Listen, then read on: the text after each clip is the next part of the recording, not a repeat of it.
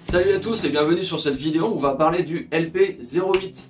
Alors le LP08, c'est la version du Luger qu'on appelle communément le Luger artillerie, avec un canon de 20 cm et une crosse d'épaule. Donc LP en allemand, ça veut dire Long Pistol. Ça a été en fait adopté par l'armée allemande en 1914. Certains le nomment aussi LP08/14 pour faire référence à l'année d'adoption. Alors je ne vais pas commencer à reprendre toute l'histoire du développement du Parabellum de Luger, parce que ça prendrait beaucoup de temps. J'en ferai peut-être une vidéo ou deux plus tard, mais aujourd'hui je vais me concentrer exclusivement sur le LP08, donc sur la version pour l'artillerie. C'est donc en 1908 que l'armée allemande adopte le P08, donc avec un canon de 10 cm, un chargeur de 7 coups et chambré en 9 mm Parabellum. Au même moment, en 1908, les artilleurs, eux, adoptent donc le Car 98 que j'ai déjà présenté sur la chaîne, donc un fusil chambré en 8,57, mais ça ne va pas les satisfaire et ils vont vouloir changer. Alors ils vont vouloir changer à nouveau parce que pour eux la Car 98, même si c'est une version raccourcie encore du G98, était encore trop encombrante. Même s'ils pouvaient donc la poser en faisceau, mais il faut savoir qu'il y avait quand même aussi les cartouchières, donc deux cartouchières remplies pleines, ça pèse aussi au niveau munitions. Donc pour déplacer en même temps des pièces d'artillerie, c'était pas ce qu'il y avait de plus pratique. Donc l'idée c'était vraiment d'avoir encore une fois une arme plus légère, mais qui permettait quand même, si besoin, de répondre à des tirs ennemis. Donc au final, un fusil, c'est peut-être pas si intéressant que ça pour des artilleurs qui ne se retrouvent pas au front. Par contre, avoir un Parabellum qui tire en semi-auto, on est en 1914 quand même, 7 coups, c'est peut-être du 9 mm, peut-être que sur des grandes distances, au niveau létal, c'est pas terrible, mais néanmoins, ça fera quand même le travail. Donc en 1914, arrivent déjà les premières productions. Il y aura deux manufactures principales qui vont fabriquer ces LP08, c'est la DWM et l'arsenal impérial, Erfurt. Le point particulier au niveau de la production du LP08, c'est qu'il a ici un tenon de crosse, donc pour y fixer la crosse, sauf que le P08, lui, à la base n'en a pas besoin, sauf que pour uniformiser un petit peu la production, toutes les carcasses de Parabellum donc se verront mettre ce tenon de crosse pour faciliter. Donc au final ça ne sert, ici sur cette variante là, ça ne sert à rien, ça ne sera pas utilisé, c'est exclusivement pour le LP08. Et donc il est très rare de trouver un modèle daté de 1914 qui n'a pas cette version là, puisqu'il y a eu au début des mélanges au niveau de la production. Par exemple le mien est daté de 1914 et vous voyez que je n'ai pas cette chance d'avoir un modèle encore plus rare qui n'a pas le tenon. Autre particularité sur le Luger par rapport à la version standard, donc c'est son canon qui fait 20 cm de long. Donc la version standard c'est 10 cm et la version de marine c'est 15 cm. Et on a une hausse graduée de 100 à 800 mètres. Alors l'idée c'est pas d'aller faire de la précision à ces distances là, puisqu'on est sur du 9 mm. Moi j'ai quand même testé à 200 mètres, couché avec la crosse, et ça touche la cible sans problème. Je dis pas que ça tapait dans le noir de la C200, mais il n'y a pas de souci, à 200 mètres pour toucher une cible. Donc le LP08 est livré avec sa crosse d'épaule et son étui en cuir qui est attaché dessus. Donc la crosse se fixe de cette manière-là sur la poignée et on vient verrouiller ici pour que ça ne bouge pas et il n'y a pas de jeu, ce qui en fait un ensemble plutôt léger à utiliser. Il y a aussi une gaine et un porte-chargeur qui permet d'embarquer deux chargeurs supplémentaires. Donc ces ensembles sont plus rares encore que les étuis cross à trouver et malheureusement je n'en ai pas. La sangle permettait de porter l'étui sur la hanche. Il était donc assez facile de sortir le Parabellum de son étui, d'y fixer la crosse et de pouvoir riposter rapidement. Et ainsi positionner, le LP08 gênait moins les artilleurs dans leur travail.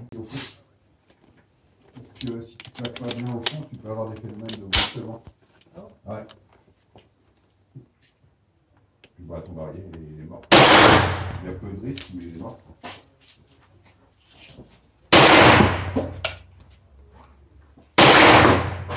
Ah ouais.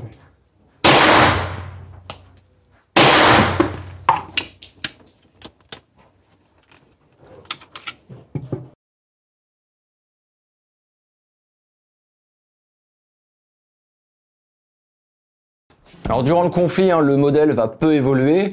Il y aura juste une simplification au niveau de la hausse puisque on ne pourra plus régler la hausse.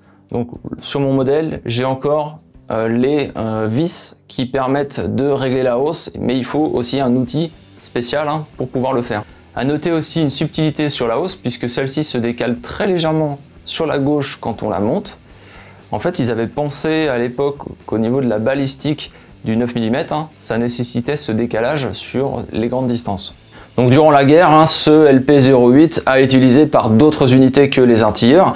D'ailleurs, il semblerait qu'au tout début, ce soit des aviateurs allemands en fait qui les ont utilisés. Pour rappel, il n'y avait pas de mitrailleuse d'implantée directement sur les avions, donc ça pouvait être des pistolets, ça pouvait être des fusils, donc pourquoi pas une carabine semi-automatique en 9 mm. Alors c'est vraiment plus tard en 1917 que le LP-08 prit encore un autre niveau puisque il y a eu l'apparition des Trommel Magazine. Alors les Trommel Magazine, donc c'est des chargeurs tambours qui ont une capacité de 32 coups. Et c'est tout naturellement qu'ils furent employés par les Stormtruppen. Ces troupes d'assaut d'élite allemandes avaient besoin d'une puissance de feu accrue pour mener des assauts très violents. Donc on peut tout à fait imaginer qu'un LP-08 avec un chargeur de 32 coups pouvait parfaitement remplir ce rôle. Donc il y a eu deux fabricants de ce type de chargeur, qui sont les sociétés Bing et AEG. Alors ce chargeur dispose aussi d'un étui en tissu assez rare à trouver, qui lui est propre et qui permet donc de le tenir à la ceinture. Il faut aussi un outil spécial pour pouvoir charger entièrement ce chargeur. Le Trommel Magazine est identique au chargeur utilisé par le premier pistolet mitrailleur allemand, le MP-18. On peut noter aussi que l'année de production la plus intensive des LP-08, c'est justement 1917. 1918 annonce la fin de la Première Guerre mondiale, et avec la signature du traité de Versailles, il va y avoir de grosses conséquences sur ce type d'armes, et sur d'autres choses notamment, parce qu'il s'agit d'armes assez longues et en semi-automatique.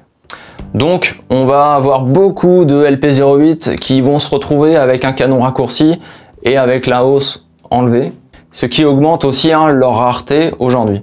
Alors avec l'arrivée d'Hitler au pouvoir et la reprise de la production d'armement allemande, le P-08 va rester le standard de l'armée allemande, mais la production de LP-08 ne sera pas reprise. Donc le concept d'un pistolet sur lequel on peut mettre une crosse est peut-être à ce moment-là déjà dépassé, puisque on voit l'apparition de tout ce qui est MP38, MP40, tous les pistolets mitrailleurs qui à mon avis remplacent parfaitement le rôle que pouvait avoir ce type d'arme. Alors cependant, on peut quand même noter deux modèles très exotiques de ces Luger artillerie. Le premier étant le contrat passé avec la Turquie en 1935 et qui dispose donc d'inscriptions en farsi. Et il y a eu un second contrat passé avec la police de Bangkok en 1936 avec de très belles inscriptions. Donc il va de soi que ces deux modèles sont extrêmement rares. Alors le LP-08 connaîtra un dernier sursaut avec la France, et oui, puisque j'en ai déjà parlé sur la chaîne, mais la France en 1945 prend possession de l'usine Moser. Il y a plein de pièces détachées de disponibles, donc ils vont réassembler des P-08, des Car 98, etc. et notamment quelques LP-08. Donc c'est des armes qu'on a pu retrouver en Indochine ou en Algérie. Et pour terminer sur ce développement du LP-08, il faut savoir qu'il y a eu un modèle qui tirait en rafale, mais ça a été un prototype. Il n'existe qu'un seul exemplaire de ce prototype. Donc il y a un sélecteur de tir sur le côté qui permet de passer sur un tir en rafale. Et actuellement, il semblerait que ce prototype soit visible uniquement dans une collection privée.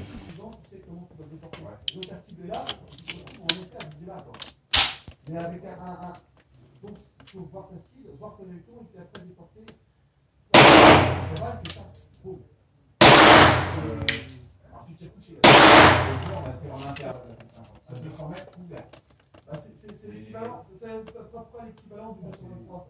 C'est chiant quoi. Le 223 c'est 400 mètres, et à partir de 200 mètres, tu as un départ de la moitié de Alors par rapport à l'usage au tir sportif, je dirais que à bras franc c'est plutôt compliqué.